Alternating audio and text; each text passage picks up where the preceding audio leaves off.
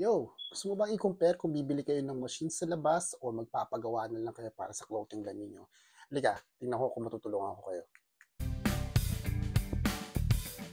Welcome to my channel mga kasosyo. Dito natin tutuklasan ngayon kung ano mas maganda at ano mas magandang plano para sa clothing line niyo. Kung bibili ba kayo ng machine o magpapagawa kayo sa labas. Well, ito lang po ang sasabihin ko at ito lang po ang maipapayo ko based on my experience po. Isasuggest ko lang po naman po sa inyo or kung nagsisimula lang naman po kayo tayo ng clothing line at gusto niyo lang po subukan, I think siguro mas maganda kung magpagawa kayo sa labas. Pero syempre, mag-search ho kayo sa mga iba-ibang klase ng company na gumagawa ng mga t-shirt o titingnan nyo po ang mga presyo nila. Siyempre, gugustuhin mo yung magandang profit na papasok sa'yo. Hindi mataas o hindi mababa ang tubo na makukuha mo pag nagpagawa ka sa labas. Which is first po, mas maganda na yon sa starting for clothing line. Ibig sabihin na magpagawa ng t-shirt sa labas. Baka ho kasi nakukonfuse kayo. Well, dalawa ho kasi yan. So, pwede ho kayo magpagawa ng t-shirt na kasama ang t-shirt, kasama ng brand ng t-shirt, sila gagawa, kukunin nyo po yun at magpapadadala sa inyo and then ibibenta nyo po yun. Pero syempre, alam nyo po dapat yung brand ng t-shirt na kukunin nyo. Kung maganda ho ba yung brand ng t-shirt, marami hong klaseng brand ng t-shirt na pwede natin kunin para sa clothing line ninyo. Pero syempre, gusto ko yung gusto ninyong quality ng t-shirt na makukuha ninyo. Kailangan nyo lang po talaga tingnan kung saan po company ang kayo kukuha ng t-shirt. Kailangan nyo po tingnan yung review, kung ilan na po ang bumili sa kanila, at marami bang bumili, magaganda ba ang mga comment. Ayun lang po yung isa sa pinakamahalaga. Siyempre, dapat alam niyo po yung klase ng t-shirt na ginagamit nila. Dapat kabisado niyo rin po. Well, hindi man lahat, pero dapat may idea kayo kung anong klase ng quality ng t-shirt na ginagamit nila. Saka, siyempre, titingnan niyo rin po dyan yung presyo. Tulad ng sinabi ko kanina, dapat alam niyo po yung presyo na magkano ang t-shirt na binibenta nila sa'yo. Kasi papatungan niyo po yun eh.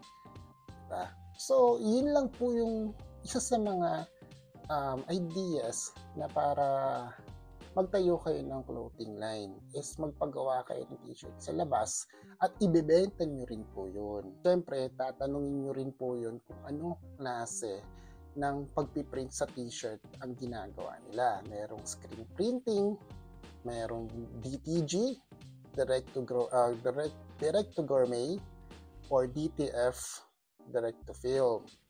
Dapat po, alam niyo po yun at dapat sinesearch natin yun bago tayo bumili. Kasi bawat doon sa machine na ginamitan nila sa pagpiprint ng t-shirt, iba't ibang quality po yun. Isa naman po sa mga ginagawa, ito kadalasan na ginagawa pag nagka-clothing line, bumibili sila ng heat press. Yun. So, bumibili sila ng sarili na lang heat press at magpapagawa sila ng film. Tulad na lang ng film na meron ako ngayon. Makikita niyo po ito po yung film na sinasabi.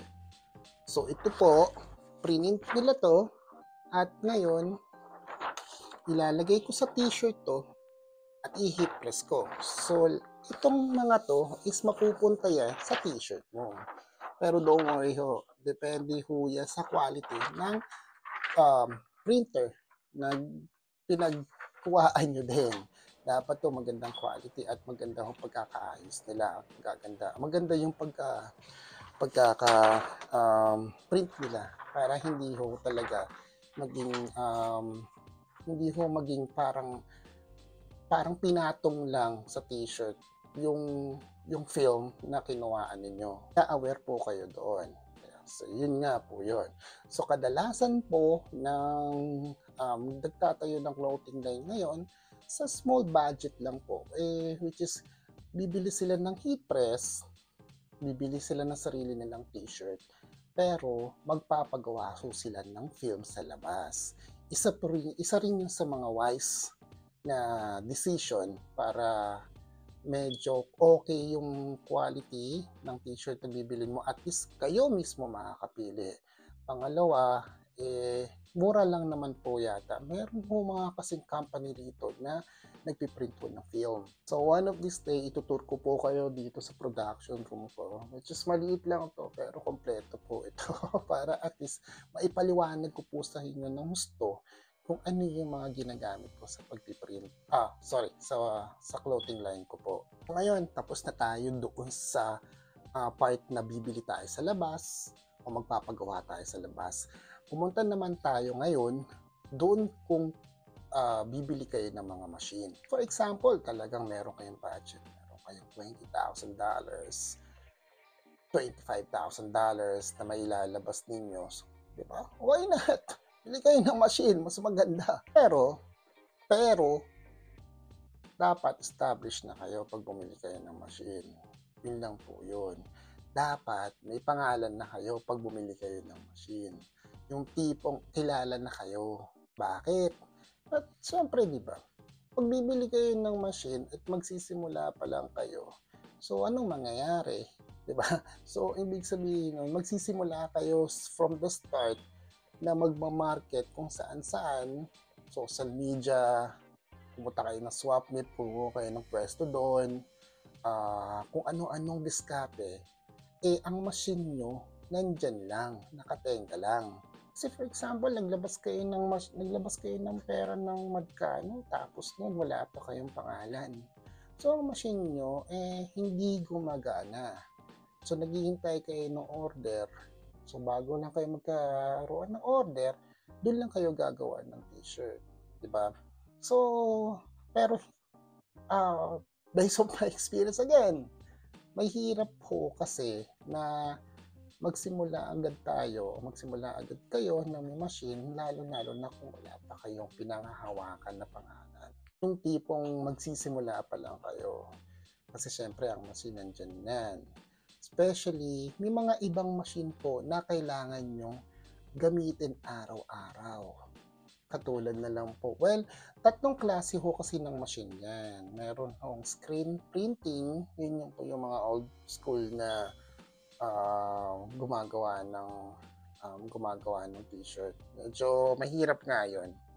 DTG, tulad ng sinabi ko kanina, na ipapasok nyo lang po yung t-shirt sa loob ng machine, tapos nun, magdi-design na siya doon sa loob. So, ibig ko sabihin, maglalagay na siya ng design doon sa t-shirt mo.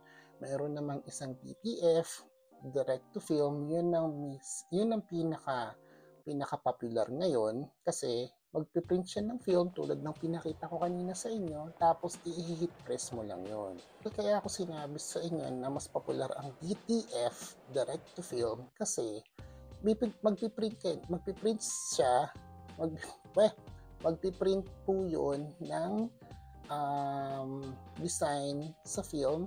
Tapos nun, kahit saan parte ng t-shirt pwede nyong ilagay. Not unlike na ilagay nyo po sa kwelyo, medyo mahirap po yun. Kumpara nyo po doon sa dalawang machine na binanggit ko, which is screen printing or DTG. Kasi yung mga machine ngayon is sa isang pwesto lang po yun. Pag sa harap lang talaga. Yun po yun. Kaya ang DTF po ang medyo popular ngayon at kumbaga sa cellphone is friendly use ng DTF. Kaya pwede naman po yung i-search ko ano yung mas gusto nyong gamitin kung talagang bibili kayo ng machine. Pero ang tulad ng sinabi ko, ingat lang ho kayo kasi sa mga machine na yan is ang tataas ng maintenance po niyan. Sasabihin ko na lang rin po sa inyo para at least matulungan ko po kayo sa mga makapagbigay ako ng ideas sa inyo kung meron kayong printer. Kung meron kayong printer at halimbawa po na hindi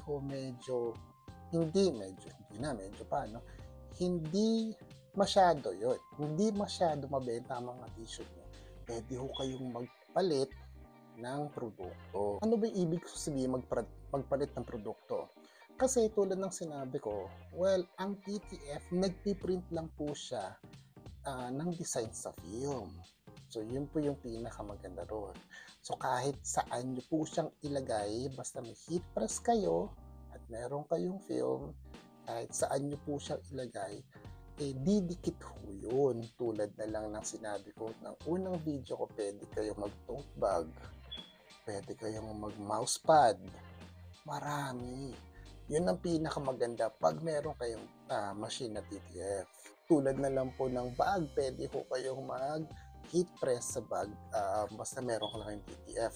'To, example na lang po nito, 'yan. Kung makikita niyo po 'yan, DTF po 'yan, 'yan. So, itong design na 'to, kung sana makita niyo. Itong design na 'to is puwede niyo rin siyang ilagay sa t-shirt. So, marami hong diskarte ang puwede nating gawin 'pag meron kayong DTF.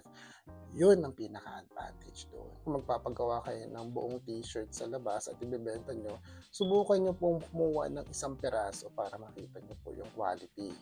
'Yun lang po mga kasosyo, 'yun lang po puwede kong ibahagi sa inyo at, sana po makatulong ako at sana po, mabigyan ko kayo ng, opinion or suggestion po sa videong ito sa mga nag-i-start po mag-clothing line. Maraming salamat po sa inyo at marami pa rin po tayong pag-uusapan dito. Ito is based lang po naman sa experience ko. Kung medyo sa tingin yung mali ang sinasabi ko, comment lang kayo. Pwede nating pag-usapan yan at open po lahat open po lahat ng mga comments sa channel na to para at least nakakapagbigay po tayo ng mga idea kung kung anong maganda, kung anong magandang diskarte pagdating dito sa negosyong ito. Yan po mga kasosyo, tulad ng sinabi ko, kung nagustuhan mo tong video na to, subscribe lang kayo, share nyo na rin po at thumbs up kung pwede. Yun lang po mga kasosyo at maraming po salamat sa inyo at kita po tayo ulit sa susunod kong video at God bless po.